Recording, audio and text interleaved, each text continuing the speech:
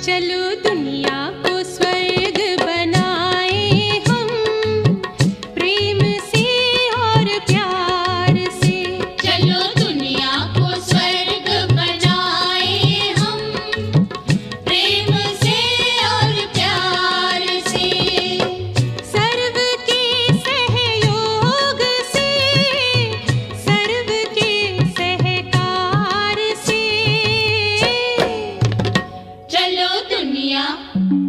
चलो दुनिया को स्वर्ग बनाए हम, प्रेम से और प्यार से।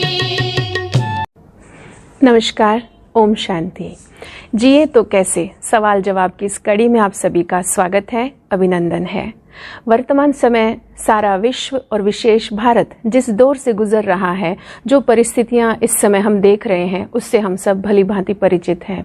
ऐसे दौर में बहुत ज़रूरी है कि हम स्वयं को सशक्त बनाएं, अपने मनोबल को मजबूत बना करके रखें। जब हम स्वयं मजबूत होंगे तो हम दूसरों को भी मजबूत करने में मदद कर सकते हैं। तो अपने आप को हमें मजबूत कैसे बनाना है, इस कोरोना महामारी से मानसिक रूप से हम अपना बचाव किस प्रकार से कर सकते हैं, तो ऐसे बहुत सारे प्रश्न आज आप भाई बहनों के हमारे पास पहुंचे हैं। आपके सभी प्रश्नों का जवाब देने के लिए हमेशा की तरह हमारे साथ उपस्थित हैं वरिष्ठ राजयोग शिक्षिका आदरणीय सुनीता दीदी जी। दीदी ओम शांति। ओम शांति। दीदी, वर्तमान समय हम कोविड का प्रभाव देख रहे हैं कि बहुतों ने अपनों को खो दिया है और हर कोई इसी डर में जी रहा है कि कब किसी को घर पे होना जाए और उनका अपना कोई चलाना जाए। तो दीदी, बहुत भय मन में समा गया है। भाई बहनों के बहुत सारे प्रश्न आ रहे हैं हमारे पास कि अभी जो कोविड चल रहा है इसको हम झेल रहे हैं, और जो थर्ड वेव साइंटिस्ट ने बताया है, डॉक्टर्स ने बताया कि वो और भी ज़्यादा खतरनाक रहेगी। तो दीदी, इस दौरान हम अपने मन को कैसे मजबूत बनाएं, हम अपना मनोबल कैसे बढ़ाएं, इस भय से मुक्ति कैसे पाएं? अचानक इन दृश्यों में हर एक मन के अंदर भय समा गया है, और एक दूसरे के साथ पूरा दिन मेरे को लगता है चर्चाएं भी यही होती हैं। आँख खुलते ही सबसे पहले हम न्यूज़ सुनते हैं, आज वहाँ ये हो गया, आज फलां ने शरीर छोड़ दिया। तो उन सब बातों को लेकर के हर एक का मन भयभीत है। तो ऐसे दुखद वातावरण में, ऐसी चर्चाओं के बीच में हम अपने चारों ओर एक तो सुरक्षा कवच बनाएं। वो कैसे दीदी? सुरक्षा कवच अर्थात आपके शुभ संकल्पों से आपके अंदर एक ताकत रहे। जब आप अच्छा सोचते हैं तो आपके चारों ओर जो ऑरा बनता है वो अगर स्ट्रॉन्ग है तो इन बातों का आपके ऊपर असर नहीं होगा। अगर आप कमज़ोर हैं तो बहुत जल्दी इन्फेक्शन में आ जाएंगे। तो सुरक्षा कवच का अर्थ है शुद्ध संकल्पों से अपने आप को स्ट्रॉन्ग कर लेना। जैसे आपने मान लो कोई माला पहनी है तो वो दूर से नजर आती है ना, तो ऐसे ही जो ऑलमाइटी अथॉरिटी है परमात्मा, उसकी शक्तियों की माला अपने चारों ओर एक सुरक्षा कवच के रूप में आप अनुभव करें, इस चिंतन से कि मैं मास्टर सर्वशक्तिवान परमात्मा की छत्र छाया के नीचे हूँ। प्रैक्टिकल में वैसा विज़न बनाएं और उस सुरक्षा कवच के अंदर रहकर हर कार्य करें। और फिर जो भी दृश्य सामने आता है उसको स्वीकार करना सीखें। हालांकि इसमें बहुत मेहनत लगती है। वो कहते हैं जिस तन लागे सो तन जाने। जब इस तरह से कोई छोड़ के अचानक जा रहे हैं, शरीर छोड़ रहे हैं, सारे के सारे परिवार पॉजिटिव हो रहे हैं, तो ऐसे समय में खुद को शक्तिशाली बना लेना यही एक उपाय है। वर्तमान समय पर छोटी छोटी आयु के जो भाई बहने हैं इस दौरान वो जा रहे हैं। और अगर मान लीजिए हम मन में चिंतित हैं, परेशान हैं, इस तरह की बातों को लेकर के भय से भरे हुए हैं, तो हम नेगेटिविटी को ज़्यादा अट्रैक्ट कर रहे हैं अपने पास। इसलिए अपने चिंतन के द्वारा अपने को मजबूत बनाएं और अपने परिवार के चारों ओर भी इस सुरक्षा कवच का निर्माण जरूर करें। उनको भी पॉजिटिव वाइब्रेशंस दें ताकि ऐसी परिस्थिति में उनका मन कमज़ोर ना हो। क्योंकि जब हमारा मन कमज़ोर हो जाता है तो जो छोटी छोटी तौर तरीकों से जिसे हम ठीक कर सकते हैं हम वो भी भूल जाते हैं। मान लीजिए ये कोविड का ही चल रहा है, तो अगर किसी को हो जाता है तो हम हाय तौबा इतनी मचा देते हैं, इतना अंदर फियर में आ जाते हैं कि उस समय उस पेशेंट के प्रति मेरा जो कर्तव्य है हम वो भी नहीं कर पा रहे हैं। या मान लो कोई खुद ही पॉजिटिव हो गया, तो जो चीज़ें वो खुद कर सकता है, ब्रीदिंग एक्सरसाइज है या खान पान को लेकर के है, जो चीज़ें हम खुद कर भी सकते हैं हम वो नहीं कर पा रहे हैं।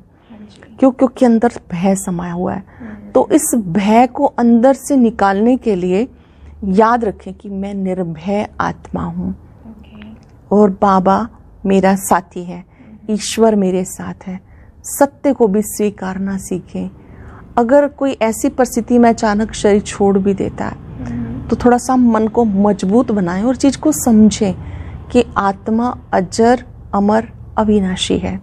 कईयों को पहले से ही कोई डिजीज़ है और फिर अचानक कोविड का भी हो जाता है तो वो उसको फेस नहीं कर पा रहे जैसे। तो ऐसे में हमें चाहिए हम ये चीज़ समझ के रखें कि हम सब आत्माएं हैं, हर एक का पार्ट अपना अपना है। जितना जिसका पार्ट है वो उतना ही प्ले करेगा। कोई भी मरता नहीं। आत्मा तो अजर अमर अविनाशी है, वो एक शरीर छोड़कर दूसरे में चली जाती है। हम अपनी तरफ से इलाज में कोई कमी ना छोड़ें। हम अपनी तरफ से जो भी हमारे कर्तव्य बनते हैं वो हम ज़रूर करें। उसके बाद भी ऐसा कुछ हो जाता है तो हम तैयार रखें अपने मन को कि कोई कल गया, कोई आज गया, कल हमारी भी बारी है। दुखी हम तब होते हैं जब हमें लगता है हमें कोई छोड़ के चले गए। मतलब ये तो एक यात्रा है, जैसे जिसकी जहाँ तक की टिकट होती है ट्रेन में तो वहाँ पैसेंजर उतर जाता है, दूसरे बाय बाय कर देते हैं। तो ऐसे कोई आत्मा जब गई है तो उसकी एक नई जर्नी स्टार्ट हुई है, तो हमें उसको दिल से दुआएं देनी चाहिए, हैप्पी जर्नी कह के। लेकिन भय को अपने जीवन से निकालना होगा। जैसे कई सारे भाई बहने ज्ञान में चलते हैं और हमेशा कहते हैं कि भी बाबा हमारे साथ हैं। तो जो दूसरे परिवार के लोग होते हैं जो ज्ञान में नहीं चलते हैं, और अगर जैसे ज्ञान में चलने वालों का कोई कोरोना से चला जाता है तो वो कहते तुम्हारे बाबा ने कुछ किया नहीं, तुम तो भगवान को मानते थे, भगवान ने बचाया नहीं। तो ये क्या जवाब दें? मतलब बचाना ही मदद तो नहीं होती ना। कई बार हम ऐसा सोच लेते हैं। वास्तव में तो ये परिवर्तन की प्रक्रिया चल रही है, चेंज होना ही है। तो परिवर्तन में बहुत सारी आत्माएं आ भी रही हैं, जा भी रही हैं। ये खेल है। बाबा की मदद से व्यक्ति दुख में दुखी नहीं होता है, वो फेस करने की पावर ले लेता है उससे, स्थिति स्टेबल। हाँ, बाकी ऐसा नहीं कि कोई शरीर ही नहीं छोड़ेगा।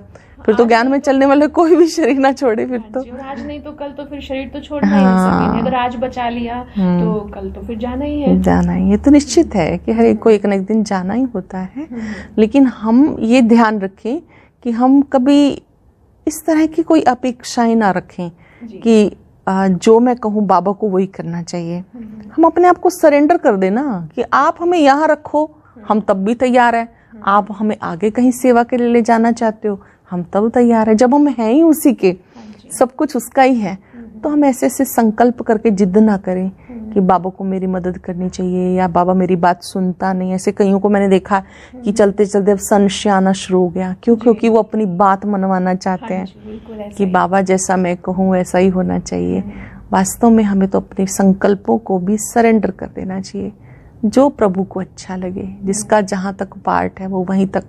इस खेल को ना खेल समझकर खेले। हम ये भूल ही गए कि ये खेल चल रहा है या नाटक चल रहा है। अगर हम ये समझेंगे तो हम स्टेबल रहेंगे। दीदी, किसी ने बहुत अच्छा भी, एक बहन आते थे, काफ़ी लंबे समय से ज्ञान में चल रहे हैं वो, उनके पति ने कोरोना से शरीर छोड़ा।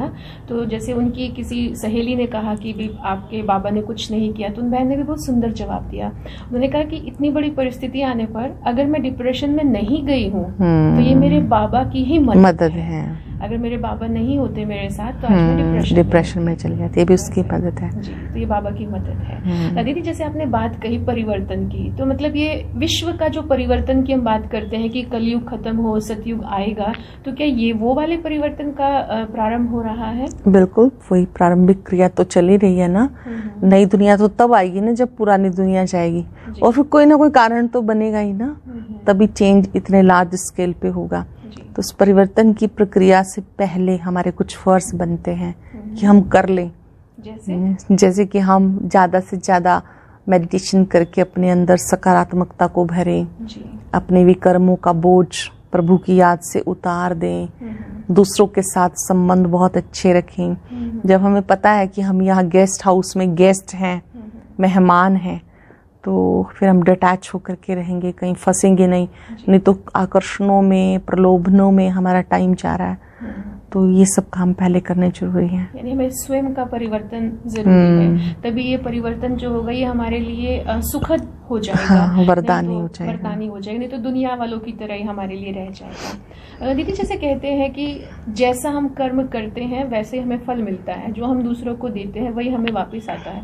तो प्रकृति को हमने शायद बहुत दुख दिया है या उसका बहुत अधिक शोषण किया है, तभी प्रकृति की तरफ से हमें ये सब चीजें मिल रही है। बिल्कुल, जैसा हम कर रहे हैं जी। किसी का एक मैसेज भी था कि जैसे वो प्लास्टिक की थी कि हमने प्रकृति को बहुत प्लास्टिक दिया, नदियों में, पहाड़ पर पूरा प्लास्टिक का पहाड़ बना दिया, तो आज लोग भी वो पीपी जो किट पहनते हैं वो भी प्लास्टिक की वो रिटर्न आ रहा है दीदी।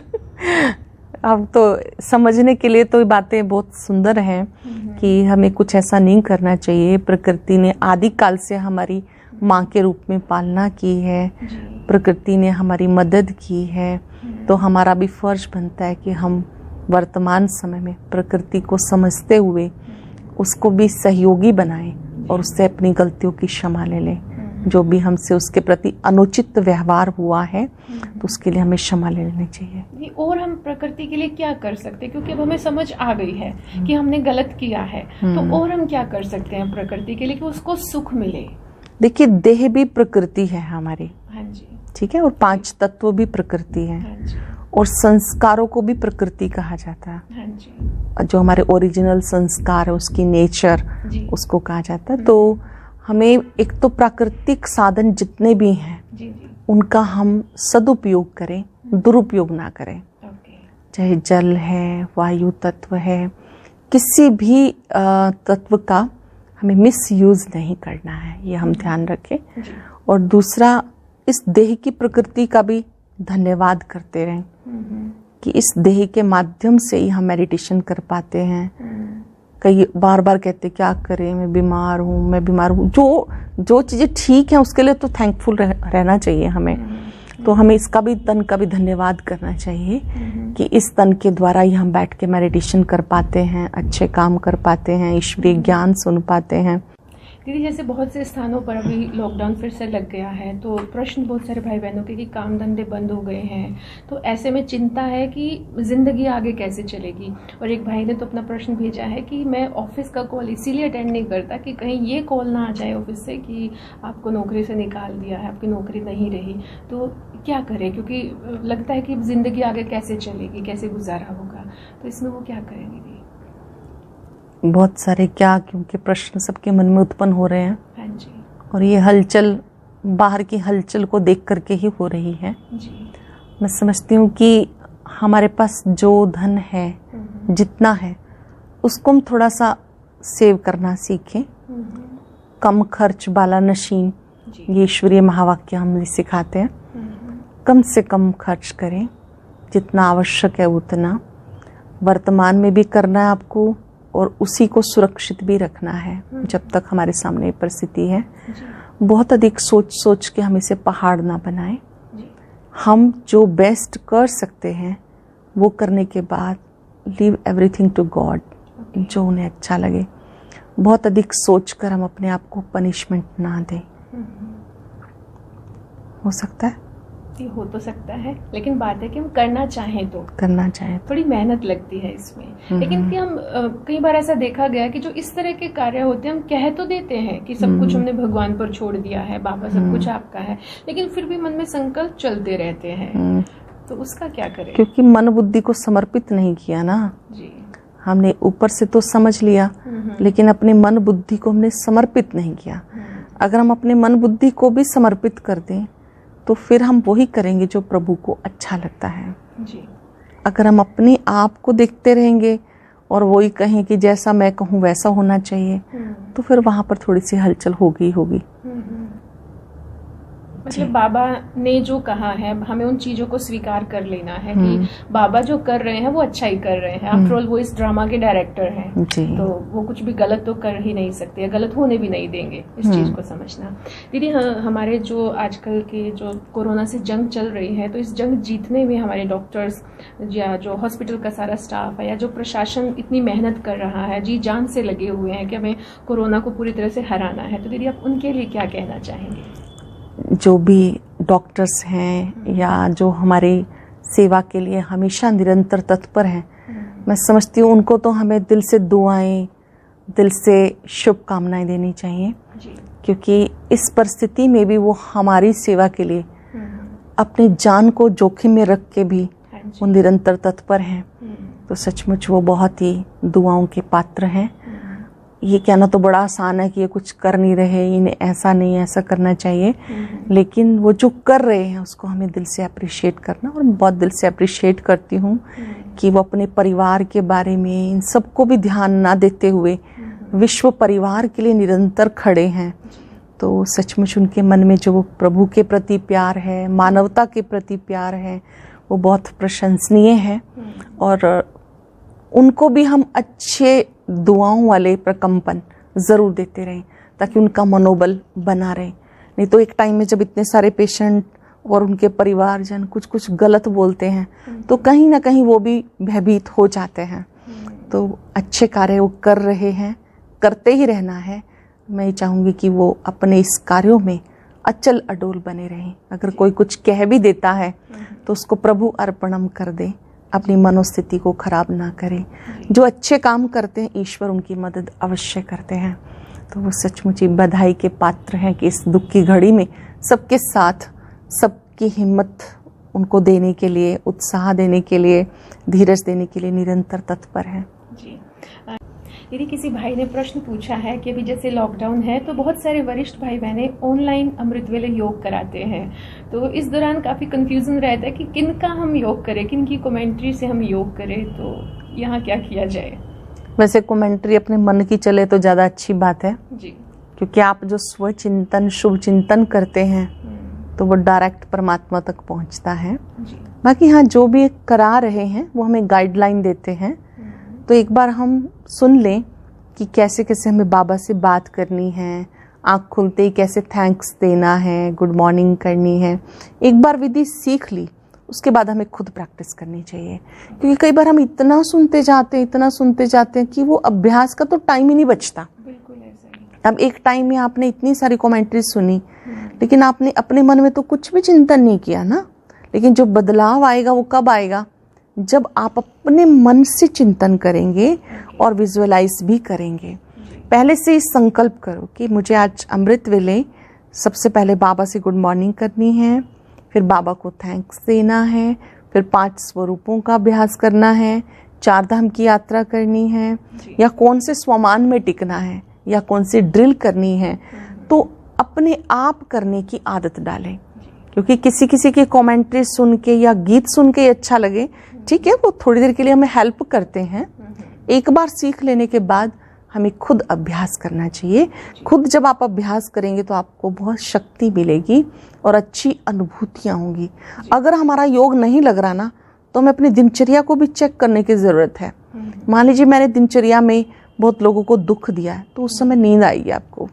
ये निशानी है कि हमने दिन में अच्छे कर्म नहीं किए, वो प्रभु प्रेम का सुख नहीं ले पाएंगे। अगर मुरली में नींद आती है, योग में नींद आती है, तो ये निशानी है कि मुझे अपनी दिनचर्या को ठीक करने की ज़रूरत है। क्योंकि जो कुछ हम देख रहे हैं, जो हम सुन रहे हैं, जो हम बोल रहे हैं, जो हम कर रहे हैं, इन सब का असर अमृत वेले पर पड़ता है। तो दिनचर्या में हम योगी जीवन जिएं। हम केवल 1 या 2 घंटे के योगी नहीं, लेकिन यह हमारा योगी लाइफस्टाइल है, जीवन जीने की पद्धति है। तो योग युक्त स्थिति में रह के हर कार्य करें और पहले से ही सेट करें कि आज मुझे क्या क्या अनुभव करना है। बाकी इन सब चीज़ों में कंफ्यूज होने की आवश्यकता नहीं है। आपने 10 मिनट एक उसमें कर लिया एक चैनल पे, 10 मिनट दूसरे चैनल पे, हाँ, तो वो तो मतलब आप ऐसे ही कि जैसे अनुभव भी नहीं हो रहा अनुभव है, नहीं कि थोड़ा थोड़ा सा टेस्ट ले रहे हैं लेकिन किसी का टेस्ट आ ही नहीं रहा है, शक्ति नहीं मिल रही। दीदी, आपने सुरक्षा कवच की बात आज कही है, तो किस तरह का वो चिंतन रहे हमारा कि हम वो सुरक्षा कवच बना सके, वो आभा मंडल? तो आप हमें कमेंट्री के द्वारा थोड़ा सा हमें अभ्यास करा दीजिए। जी, ये अभ्यास ना हमें प्रतिदिन करना है, और ये अभ्यास हमें हमारे मन को भी मजबूत बनाएगा, हमारे मनोबल को बढ़ाएगा, और परिवारजनों को भी बहुत राहत मिलेगी। दीदी, कोई स्पेशल टाइम भी होगा जिस समय बैठ के करना है, या कभी भी कर सकते हैं? वैसे तो आप कभी भी कर सकते हैं, लेकिन विश्व को सहयोग देने के लिए आजकल हमारे पूरे ब्राह्मण परिवार में 2 टाइमिंग निश्चित किए गए हैं। एक तो सुबह 6 से 6:15, एक शाम को 7 से 7:15। उस समय हम पूरे विश्व की आत्माओं को सकाश देने की सेवा करते हैं। तो संगठन का जो बल है वो काम करेगा। हाँ जी, जैसे एक अगरबत्ती जले और 100 इकट्ठी जले तो फर्क पड़ता है ना। बहुत फर्क पड़ेगा। तो इसलिए इन टाइमिंग्स पे हमें जरूर योगदान देना है। और इस सुरक्षा कवच में सबसे पहले हमें आत्मचिंतन करना है, फिर परमात्मा से कनेक्ट होकर उन शक्तियों से अपने चारों ओर वो प्रोटेक्शन वाला सुरक्षा कवच बना लेना है, और हमेशा उस घेरे के अंदर ही रहना है। घर से बाहर किसी आवश्यक कार्य से अगर जाते हैं, बस तो जाना ही नहीं, लेकिन अगर जाना भी पड़ता है तो बाबा को साथ लेकर सुरक्षा कवच बना के चलेंगे। अभी करते हैं कुछ सेकंड के लिए अभ्यास। अपने से बातचीत करें, स्वयं को याद दिलाएं,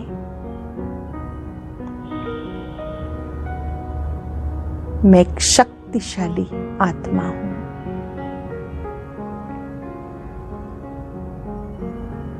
पावरफुल सोल हूं।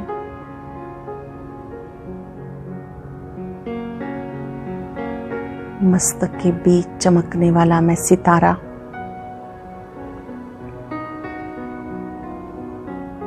शक्ति से भरपूर, प्यार से भरपूर,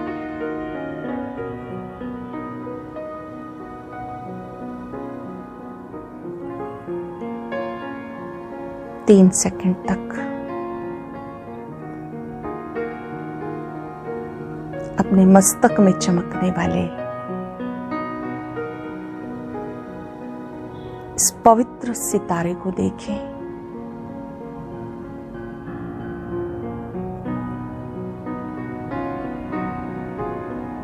जो सूर्य की भांति चमक रहा है, जिसका तेज दूर दूर तक जा रहा है।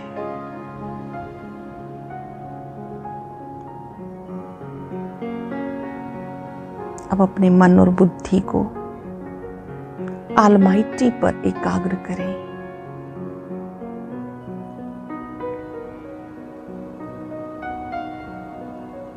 जो सर्वशक्तिवान है,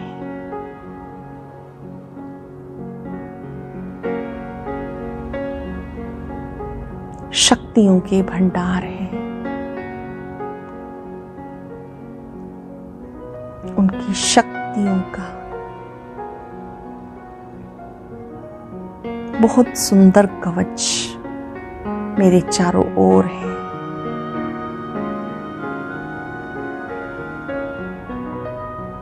जिस पर माया और परिस्थितियों का कोई प्रभाव नहीं पड़ सकता।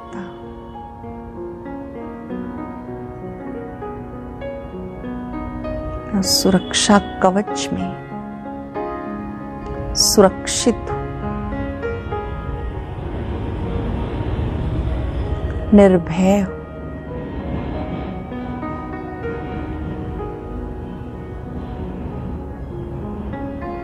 मेरे पिता मुझसे बेहद प्यार करते हैं, पल पल मेरे साथ हैं।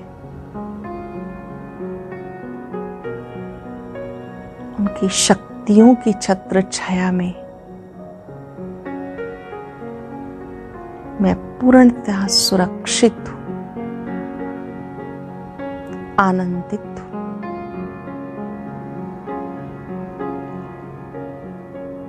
शुक्रिया प्रभु, आपका शुक्रिया।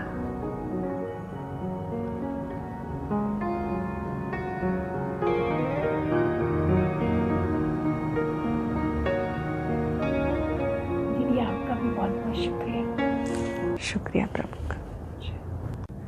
तो आज के इस श्रृंखला में हमने जाना कि कैसे अपने मनोबल को मजबूत बनाना है।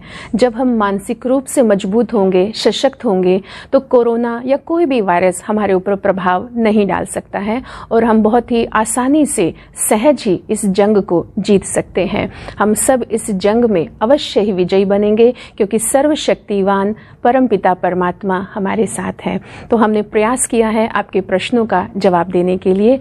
आगे भी आपके प्रश्न हमारे पास पहुंचते रहेंगे, यही हमें उम्मीद है, और हम आपके प्रश्नों का जवाब देते रहेंगे।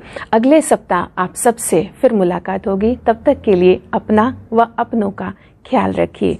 धन्यवाद। ओम शांति।